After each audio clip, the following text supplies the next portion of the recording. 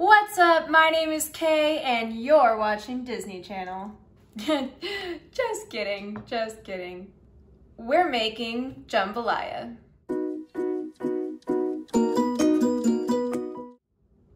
This one-pot meal is super simple, easy, and so delicious. With very few ingredients and using only one pot, this dish is perfect for those busy people out there who still want to enjoy a good plant-based meal. I started making this dish while I was in college and it was an absolute lifesaver.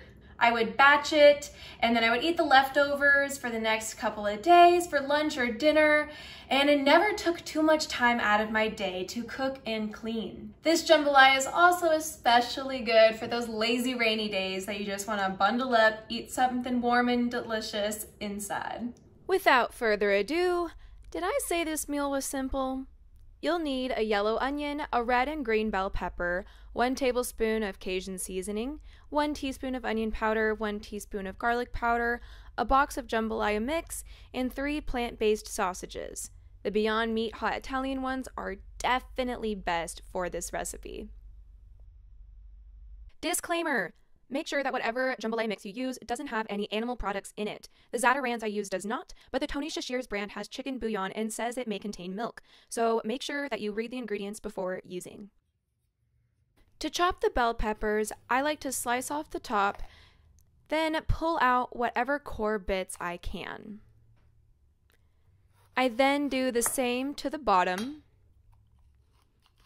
Now, we will only be needing half of each of the bell peppers, so set 1/2 aside to save for another day. Slice into strips, then to make things nice and uniform, I like to align them on their sides to chop into even-sized pieces. Then, do the same to the red bell pepper.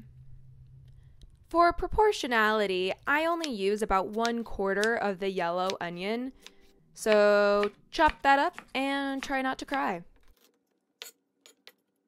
Now, when slicing the sausages, I like to cut them in half lengthwise, then slice into half moons about 1/4 of an inch thick.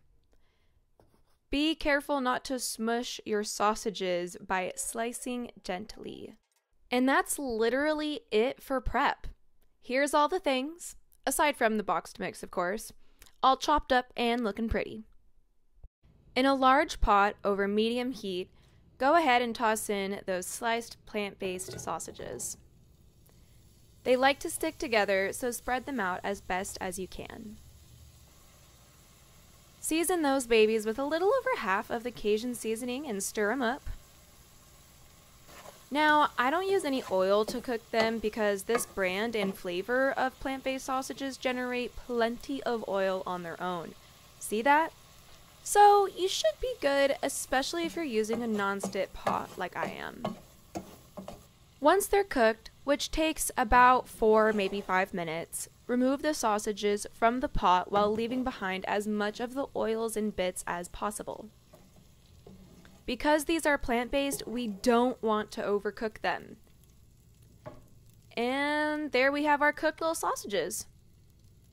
Oops, I forgot one. Now toss in the chopped yellow onion, give it a swirl in the juices.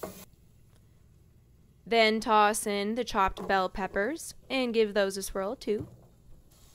Add whatever remaining Cajun seasoning you have, as well as the onion powder and garlic powder, and another swirl.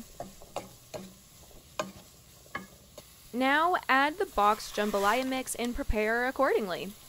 The 8-ounce Zatarains that I use says to add 2.5 cups of water, but I used vegetable broth instead because it makes for better flavor and consistency. The instructions on the box then say to bring to a boil, reduce heat and cover, and let simmer for 25 minutes or until the rice is tender. Alexa, set a timer for 25 minutes. 25 minutes, starting now. While that jambalaya is on the stove, you can watch an episode of Netflix, paint your toes, go for a quick jog, catch up on that pile of laundry, or you could simply kick up your feet and relax.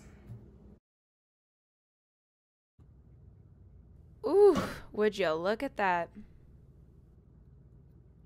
I actually ended up letting it simmer for 30 minutes, then let it sit covered for a few more just to make sure that it was all cooked.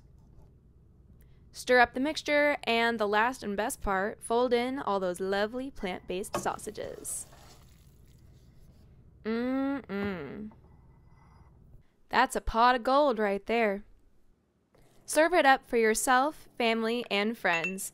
And in the case that you use a bigger box of jambalaya mix, simply increase the ingredients accordingly. And if you want to be fancy and make it pretty, garnish with some freshly chopped chives. If you're craving Cajun, this jambalaya can really do the trick. I always love making this meal because it's so simple and delicious, and because the leftovers the next day taste just as good. Now, if you don't mind, I'm gonna go demolish this bowl and then definitely contemplate getting seconds. Follow me on Instagram at Kaylin Wester, and subscribe to my channel and to my blog, www.kaylinwester.com.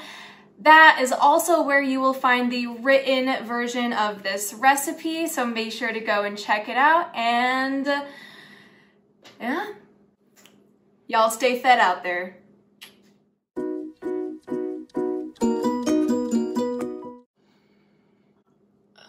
I just love rice. Like, I love rice.